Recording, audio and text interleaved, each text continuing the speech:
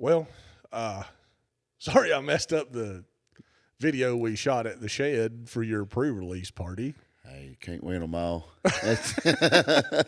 We had some zingers in that one. It was good. It went, Yeah, it went well. Just couldn't understand it, apparently. There was an echo. So what had happened was, obviously we were in a rush. Yeah. You and the band was loading in. Yep. We'd set up our gear, and we had a limited time. We didn't have time for sound check between sound checks. Yeah. Yeah. Yeah. So we just kind of had to roll with it, and we did. Something went wrong. I don't know what went wrong, but it did. We had an echo in there, and it sounded like we were in an empty warehouse, and it was uncomprehendable. Hey, it's all right. Did I just invent that word? Is that real? Sounded good to me. I'll take it. Yeah. But anyway, I thoroughly enjoyed the pre-release show. Had a grand old time myself. Oh, yeah. Old Rye opened it up. He done a great job. Come out there and just did what Rye Davis does, man. Him and the boys was on one that night. They was, and then you come out there, played a lot of stuff off of your first album, moved into the new album, which is what I want to talk to you about today. What an album. Well, it's an album, all right. I enjoyed it. Enjoyed putting it together. It was a good time. The whole experience, having the guys in the studio and the guys running the studio, and had Rye in there with me. He helped me co-produce, and it was just a good deal all around. Yeah. Now you live tracked that album. We did. Yep. And that's unique to do in today's environment. It's something I always wanted to do, and have suggested it in the past. It's not necessarily been shot down, but been, put aside or what have you, just because that's not what folks are doing. But I wanted to, and I like doing what I like to do. So. Yeah, and it leads an authenticity to that, because you're not going in and punching little mistakes and this. Like, you're just playing the song just like you would any other time with the band, and everything's happening right there. Like, that's a cool thing to do. I like the honesty of it, because if I come to a venue near you and I play it, whether I do something a little different or a little. Maybe it didn't go quite right. It's ain't nothing I can't stop and fix it. So I figured you ought to just know what you're going to get beforehand. And if you like it the way we recorded it, you're probably going to like it the way we do it live anyway. So, yeah. I think obviously, I'm a big fan. I'm wearing 2 Branden Martin shirts right now. There you go. And I'm hoping that it's going to turn my luck around. And you said it would. I said it will now. I'm telling you. I'm trying. It'll do one of 2 things now. You'll either be plumb lucky or cancel out. But even canceled out doesn't mean bad luck. It's just going to be normal and all right. I would take the absence of bad luck at this point. Well, that's the way. It doesn't go in reverse. It's just either working or it ain't. So it doesn't put any badness on you. So it's good. Well, I'm doing it. You let me know how you feel in the morning. It's like 2 aspirins now. I'm going to. I'll be in here dancing ignorantly like I was down there at the show when you was trying to do sound check. And, man got to put it on from time to time. Hey, I about danced the soles off of my boots down there. That's why you got your new ones now. Yeah, and they hurt my feet. But y'all was down there sound checking, and boy, I don't know, it was like a Lord come across me, and I just dancing and having a good time. Hey, if it's put upon you to move, get after it. The album come out in January. It did. Stellar album. Thank you, sir. Certainly appreciate that it was live tracked, and like you just went in a studio and just did that album. Like that, I think that is the coolest thing ever. And to listen to it, I sat and listened to it, and just every song, I just went through, and I'm like, man, I like these elements of these songs, and I feel like it's a well put together album. Writing was stellar. The the performance was great, and I don't think an average fan would know the difference in live tracking or not, because you had some top notch dudes for sure. in there, but it just it's got this vibe to it that just feels like it kind of feels like a live show, because that energy, I could pick up on the energy that was happening when you were tracking that, and I assume that's kind of what you were wanting to capture. That's we was aiming for that, and like I say, and it helped.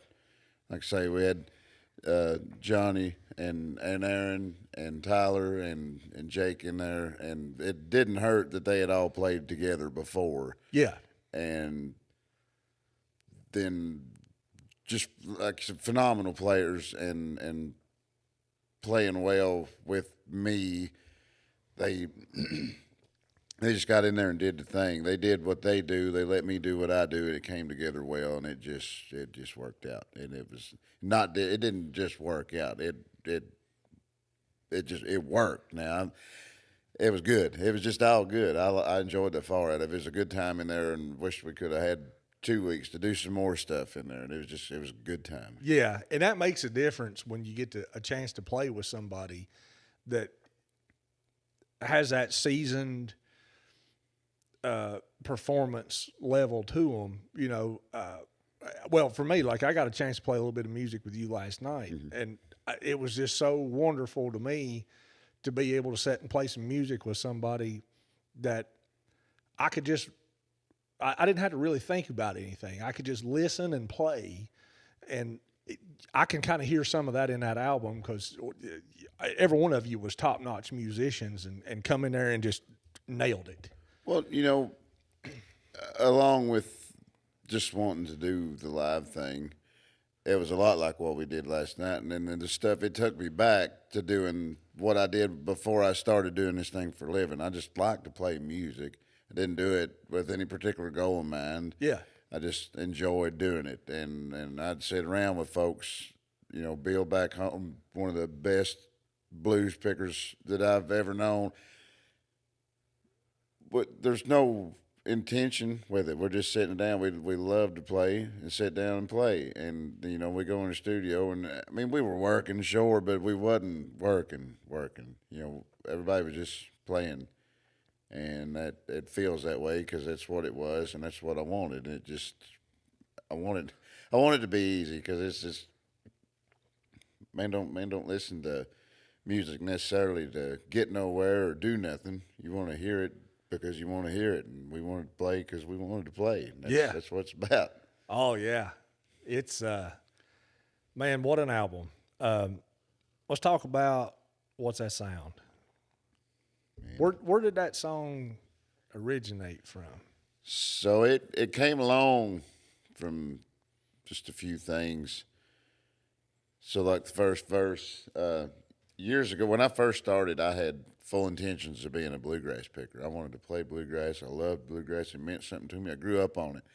I wanted that, and and I frequented the festivals around home, and I met a man named Dave Evans, and he was a banjo picker, and a dandy he was. And could sing. That man sang up from the bottom of his feet. Now, I mean, he just put it on. Yeah. And I admired him. I got to know him for a little while, and we were sitting up on Poppy Mountain after one of the shows, and everybody else done give out. They went down. It was just me and him sitting there, and he'd asked me. He said, "Well, why do you want to play bluegrass music for anyway?" I said, "Well, Dave, it means something to me. It was I could feel it." And he said, "Well, there ain't no money in it." I said, "Well, there ain't no money in none of it if you ain't doing it right." And he said, "Well, with a voice like yours, you need to be singing country music." And I said, "Well, I don't know. I might give it a shot one of these days." And doggone if it wasn't right, it did for me anyway. Paid a little bit better singing country than bluegrass. I wasn't getting anywhere with that, and I enjoy the far out of it anyway. So yeah, and but I didn't necessarily feel like he was telling me I can't or I shouldn't. Maybe that was just his way of nudging me along. But that was, the first verse. kind of wrapped around that. That was the first time I ever experienced somebody saying, "Hey, maybe do this instead of what you want to do." And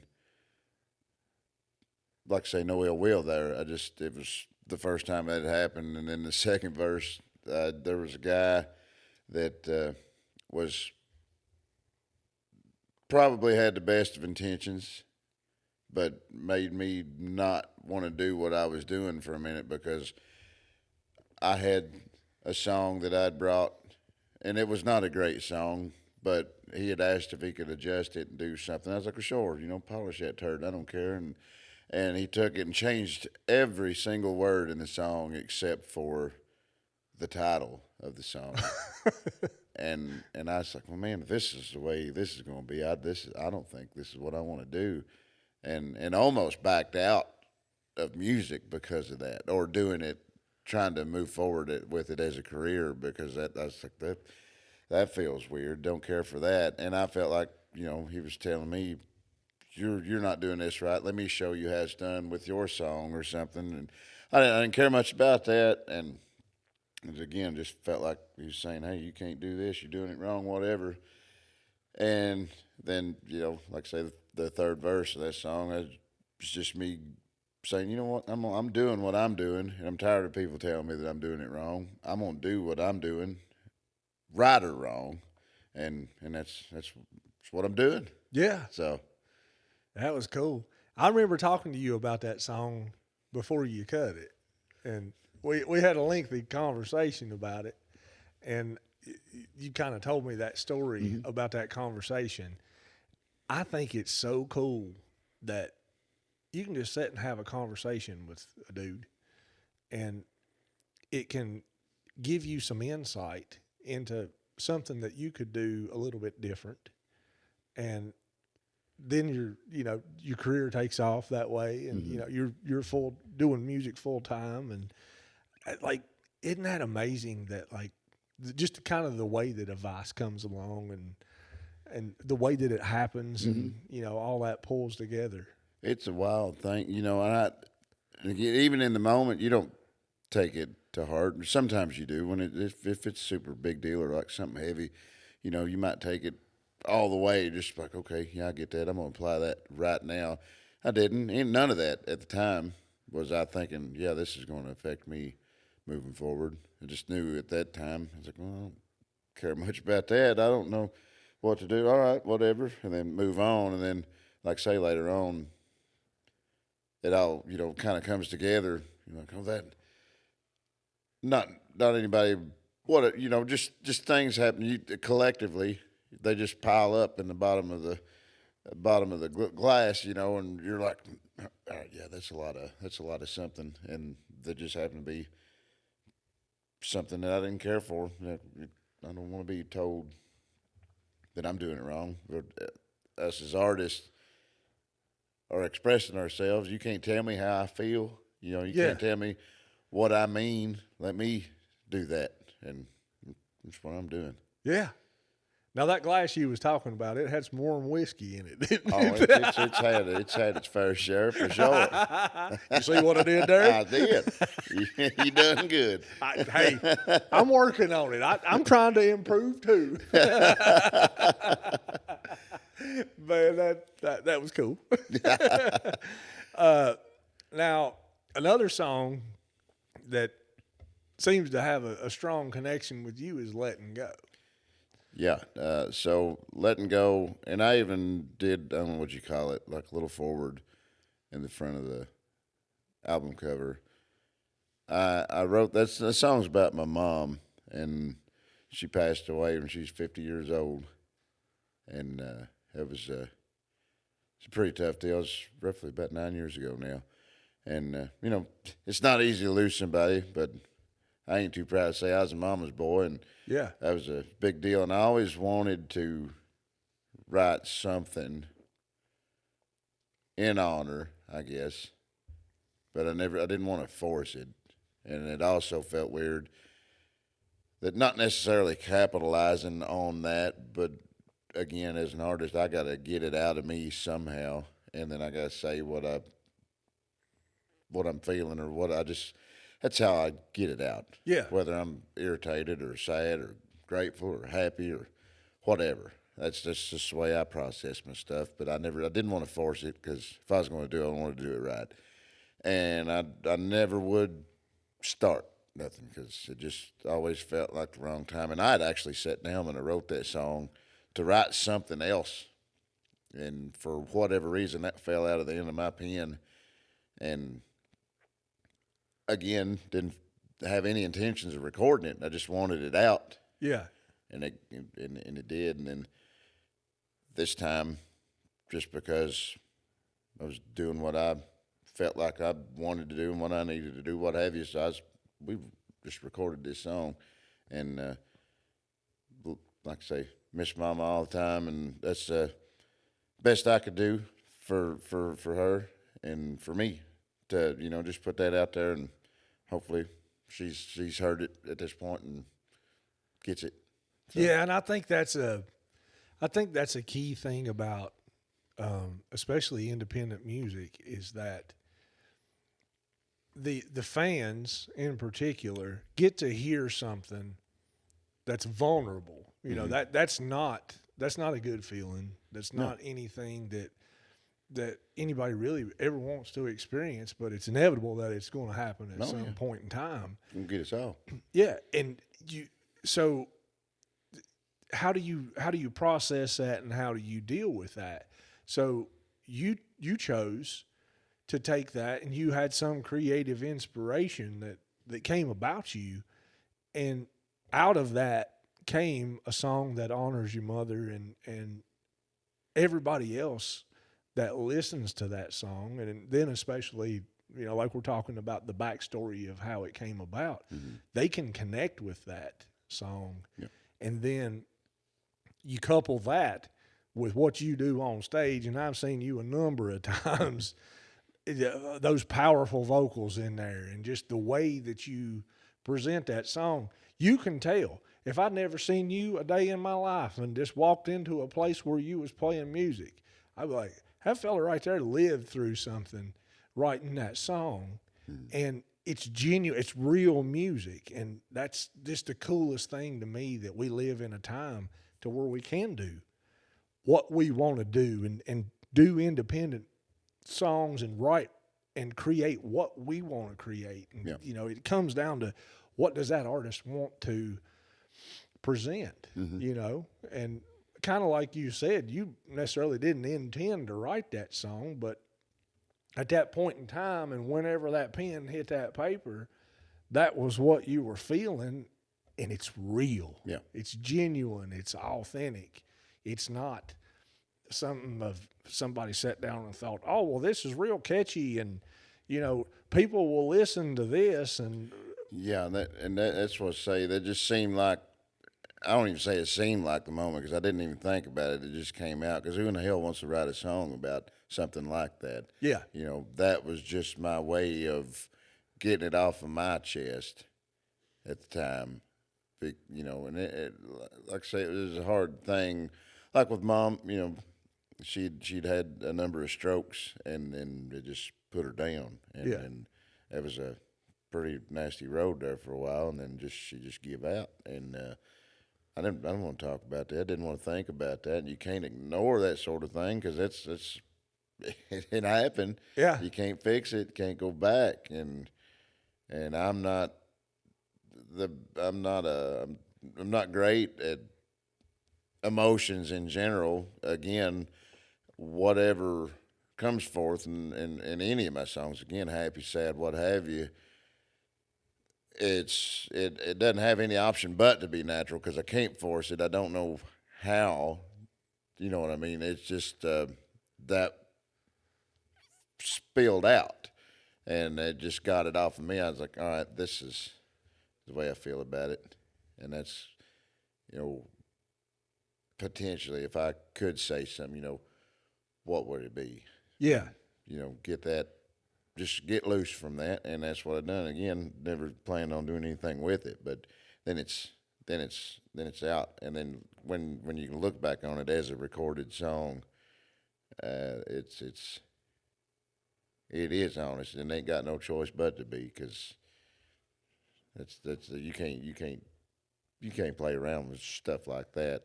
And that came from your soul. Like that I can hear it in the song, and that's a thing that really draws me into songs. And even though it is about a topic that is often avoided and this and that and the other, it's something that needs to be said. For sure. And there's people out there that'll probably listen to that song, and just like it was essentially a form of therapy for you to write it, it's a form of therapy for them to listen to it. And it may help them get through a difficult time and process the grief and all the feelings that come with those type of things. And I think that is, at its essence, the magic of music, and a gift that we have bestowed upon us in the world, that we've got this art form of how we can communicate in a different way that's not just sitting down and speaking facts and this and that and the other as like having a conversation, but it's musical. It has elements to it that provide a soothing element while you're going through a hard time. Yeah. Yeah. Like that's, to me, that's the things that really draw me into music, and why I like hone in on the songwriting, and kind of like we're doing now, talking about where did that song come from. Yeah. I remember back in the days of the CD, they would put the lyrics Oh yeah. in the sleeve in there. Oh yeah. And one of the things I would always do, we was joking about this last night, talking about the old boombox and stuff. Oh and yeah. how we used to pirate a little bit of music, Why, and sure. hopefully whoever controls that, I guess that's the Federal Trade Commission. Anybody, somebody does that. But like, I would sit and I would listen to the song, and I'd look at the lyrics, and it was almost like an investigation to try to dissect what that writer was thinking about or feeling or going through at that time. And with letting go, I think it's real evident, that it's a loss, right? You're processing a loss and you're dealing with grief, but it's so cool that, you brought that forth to the world, and I guarantee it's going to help somebody out there. That'd be a grand thing if it did. If it's going to be, if it's background music, that's fine. But if somebody could, if I could do something for somebody like it was for me, like I said, I just needed it off my chest. But if for whatever reason somebody should listen to that and it'd get them through something, or at least help them maybe understand, Yeah. hell yeah. Yeah. And there are good. things that you might wish you could have said, because you Oh, never for know sure. when things happen. Like that's, man, that song's special to me, and I think it's real cool, and I think it'll resonate with a lot of people I hope so. for sure. Moving on to kind of the keeping the independent thing, the fact that you can record the music that you want. Let's talk about Appalachian Voodoo. All right. Yeah. Now, number one, cool song. Well, thank you. Both versions, by the way. I like them both. There's tales along with that.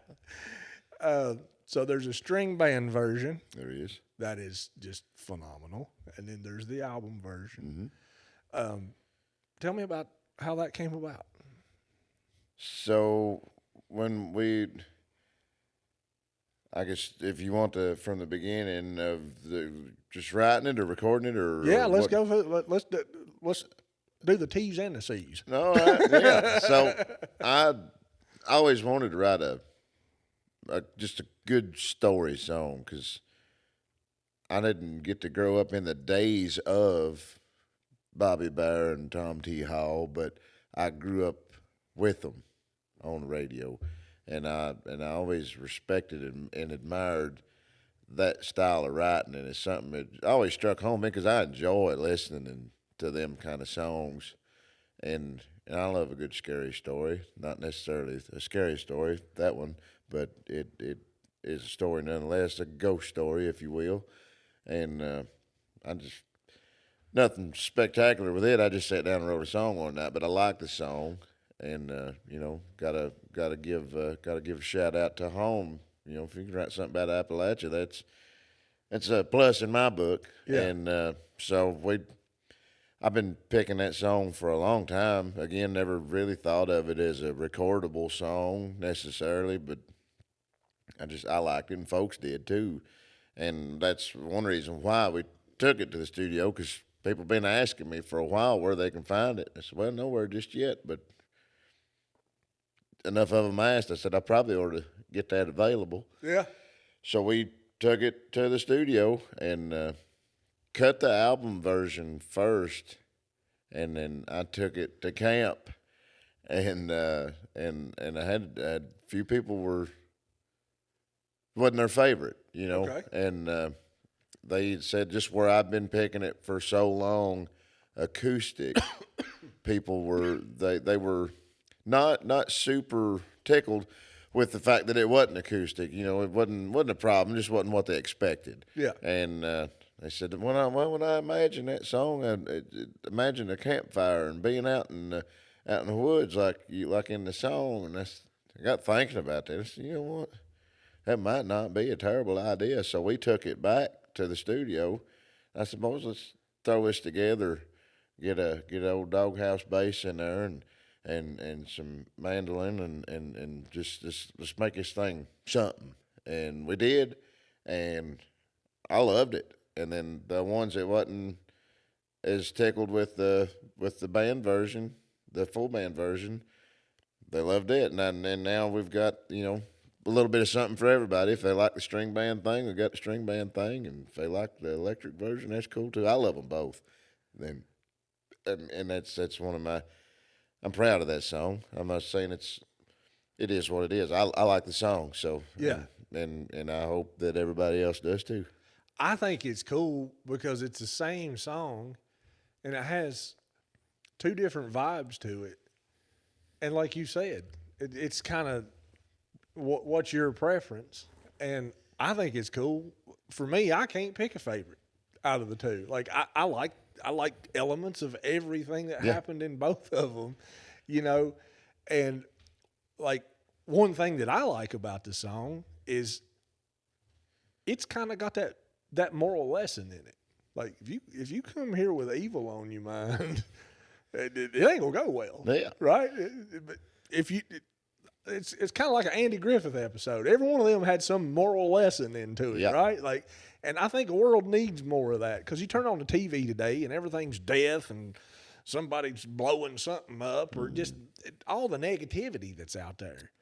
And that song has that, for me at least, the way that I interpret it. And that's one of the cool things about music is you'll write it based on what's up in your noodle, and you're thinking about these kind of things, but I might listen to it and pick up a whole different thing out of it.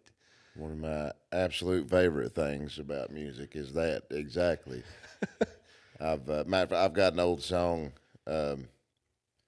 from just some of my early recordings, and it was more or less EPs, but I think we just kind of maybe just put some stuff together and threw it out there in the world just to see, just throwing it at the wall and seeing what'll stick, kind of a deal. And this particular song, I had in mind, and I had this idea in my mind when I wrote the song, and I'd have people come up, say, "Man, I love this song," and it was great. It meant so much to me. And then they tell me what it meant to them, and I'm like, that ain't what I meant at all. Like not even close. But Yeah. then it hit me. I said, man, that is the coolest thing because it means whatever in the hell it means to you, and that's what matters. Hashtag shout out Steelwoods. Yeah, that's how you go. Yeah, and that's a cool thing. And I love that about music. All music. Yeah. And I'm sure how I interpret some songs is not necessarily what they meant, but that's the thing is if it means something to you, that's good enough. Yeah. We don't have to get along on that deal.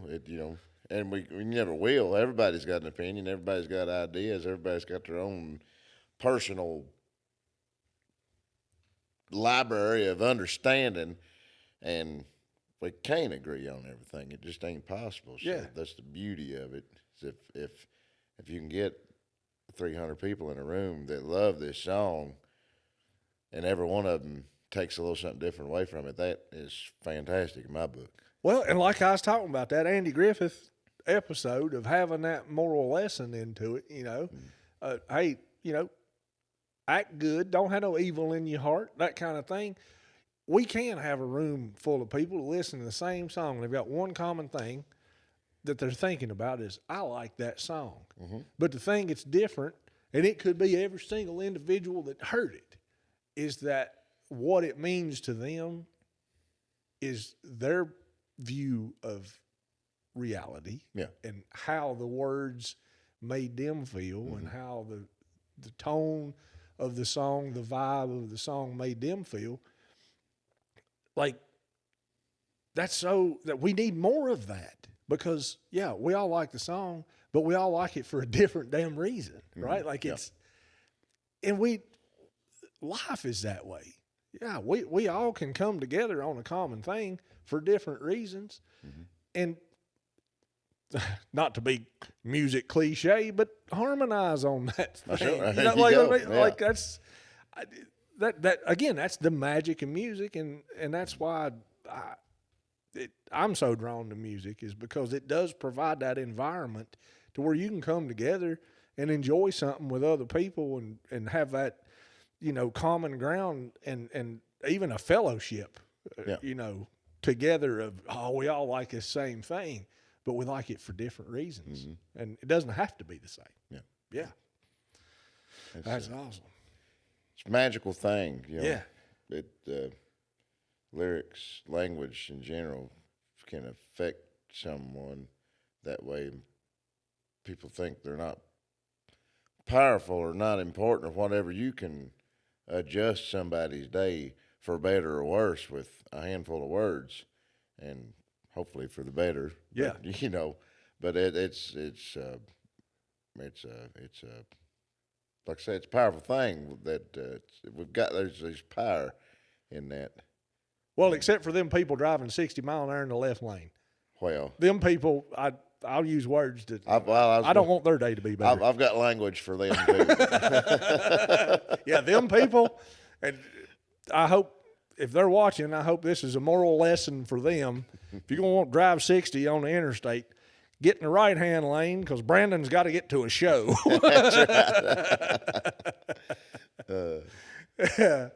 And I was kind of picking on one of our buddies, old Grub Scott, the other day. Uh-oh. He put some live videos of you playing, and you had about 19 waters sitting next to your monitor. And I sent him a message. I said, Grub, if he drinks all that water, it's going to take y'all 3 days to get back to Kentucky. It's a good thing I sweat a lot on stage. I reckon it is, yeah. That particular night, it did take us a long time to get home, though. We got, there was a pretty rough wreck up the road, and they had to fly some folks out. We sat there for quite a while on 65. Oh, really? Hopefully, wherever they are tonight, Yep. they're still around and they're doing better now. Yeah, I hope so. Yeah, it took us a while that night, but that wasn't my fault. Yeah. I didn't. He got out to pee. Matter of fact, while we was sitting there, I didn't. Oh, really? He didn't tell me about that now. I didn't get that message Yeah. back. Right there he said it was a smoke break, but I think he went over. I see what he did. Well, there's more than one way to trick the algorithm. That's it. Well, speaking of rambling around, rambling reputation. Oh Lord, rambling reputation. So that one wasn't necessarily a full circle moment. I don't know if the guys realized how sort of full circle it was. So when the origin of that song, I played Eddie's Attic with the Steelwoods down in Decatur, Georgia, a few years ago, and the next night I had another show up in Northern Kentucky. Ain't the longest trip in the world, but it was far enough. As soon as we got done, we listened to them play, but we had to pack up and head out. You had to defecate and motivate. That's exactly right. And we hit the road, and as I tell when I get a chance to tell the story on stage and stuff, got just north of Atlanta and got hung up in traffic like you're supposed to do on I-75. It's in the handbook. Yeah, you have to. But we sat there for a while. Now, I was in the passenger seat, so I took advantage of the situation, and I took a nap. And, well, when I woke up, we were still where we was. And I come find we sat there for about 4 hours. Moved 18 inches. If that. There's a lot of pee breaks in the middle of the road that night, too. Yeah. And so folks I was with, they said, well, here, let's switch out just in case, let everybody get a chance to rest and this and that. So I hop over there, and lo and behold, as soon as I sat down behind that steering wheel, traffic started. 197 mile an hour coming out of Atlanta. Oh, yeah. And got on up through there, and we were on top of Jellicoe Mountain there about the same time the sun come up, and it's awfully pretty. To me being a songwriter, I did what I do. And I endangered the lives of all them sleeping people, so I write lyrics down to my phone, and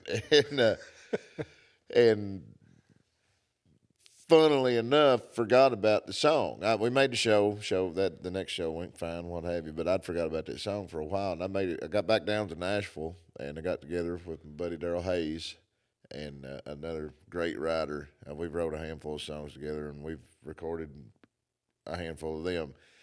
And this one we wrote a while back, and it's just I've always wanted to do something with it, wasn't sure what to do with it, and again this live album seemed like the time to do it. It just felt right, and so we took it in there, and the boys just mashed on it. Now they done it right. Hey, it's got the energy in it.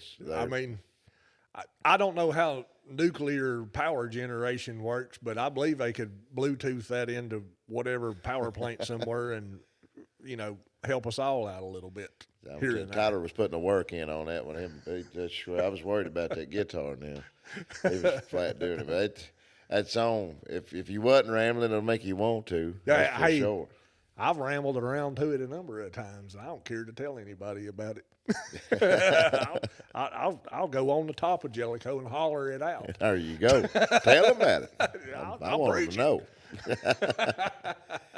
But no, I thought that was cool that I got to play with them boys that night, and then never even crossed my mind that I might get to be in the studio with most of them and be recording it. So ain't that awesome? That's a pretty cool thing.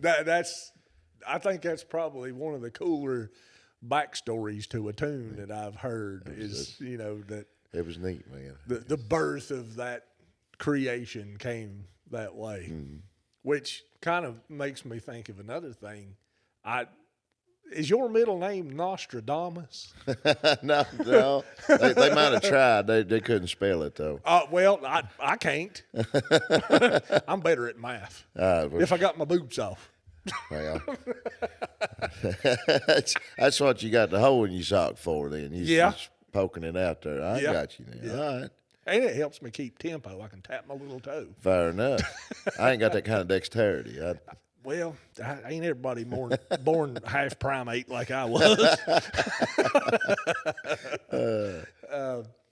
But anyway, I accused you of being a fortune teller or future predictor, or I didn't read the thesaurus before we did this.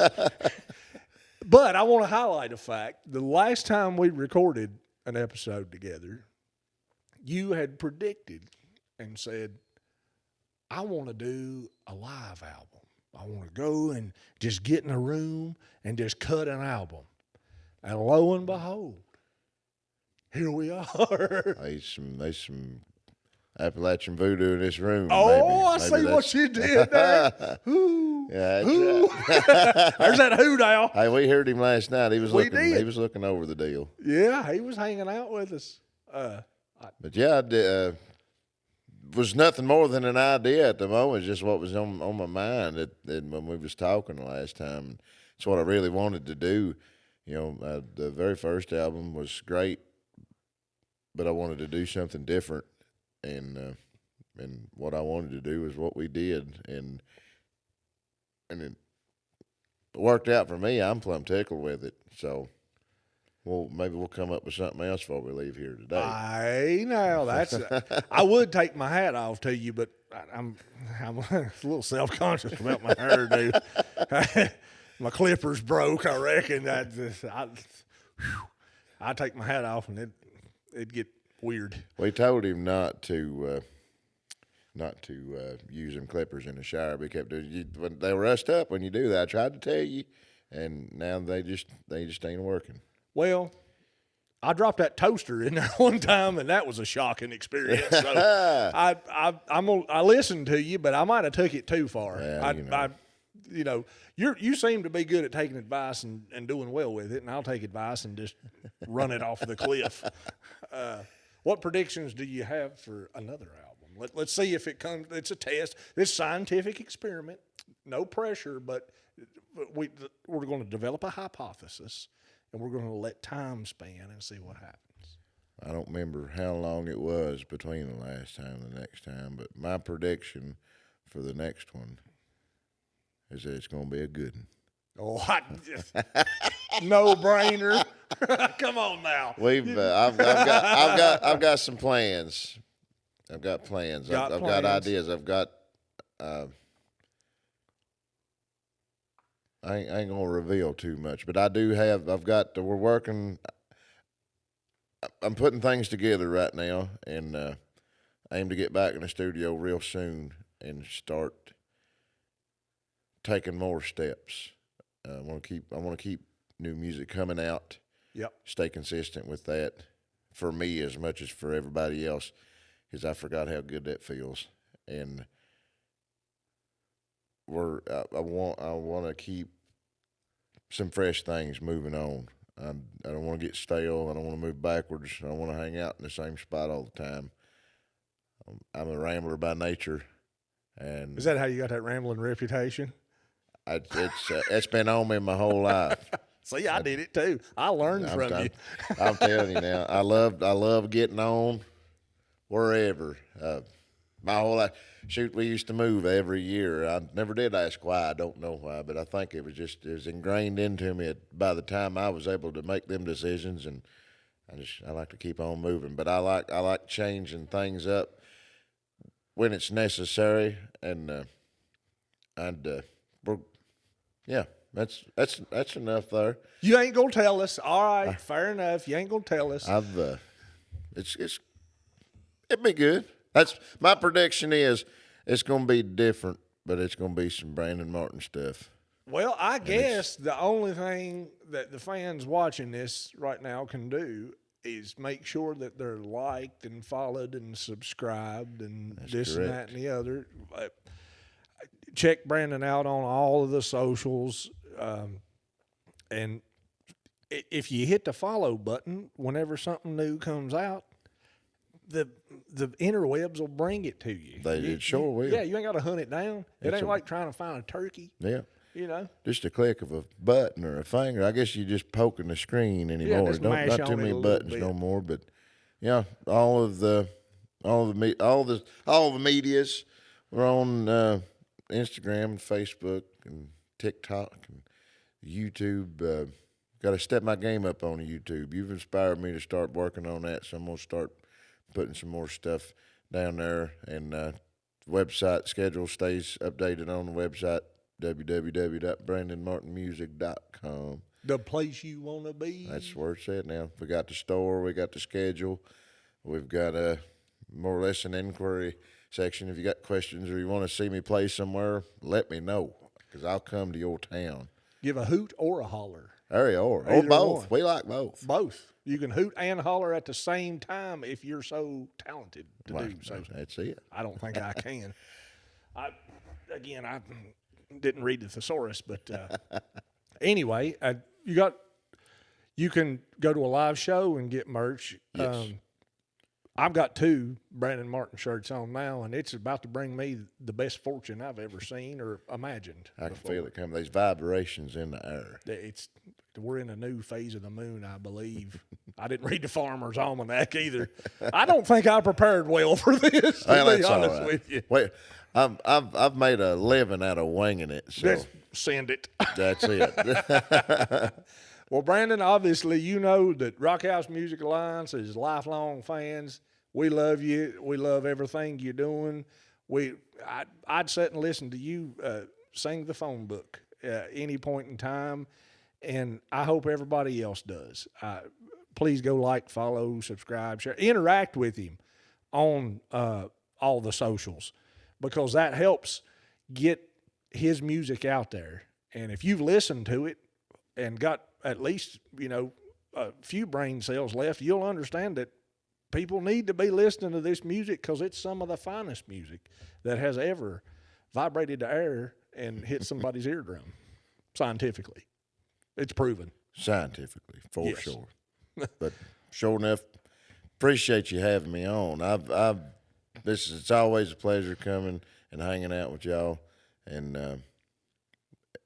it's just the I ain't got the words. It's good. I like it. We appreciate you, brother.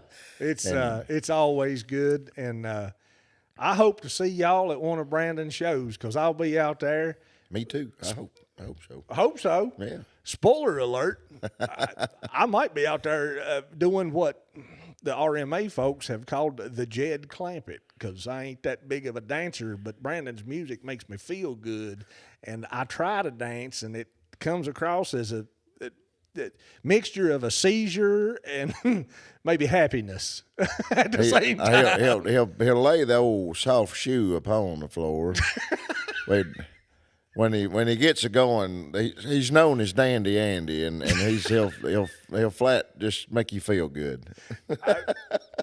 I wish I was as good as you at it, but Oh shoot! man, thank you, and we'll see the rest of these folks on the road. We'll see you later on. We're coming around now. I'm coming to your town. Coming in hot. He's a rambling reputation, man. That's right. We got these big things upon the horizon. So Coming in hot. Y'all have let's a all do good. it together. Yep, y'all have. We'll see you.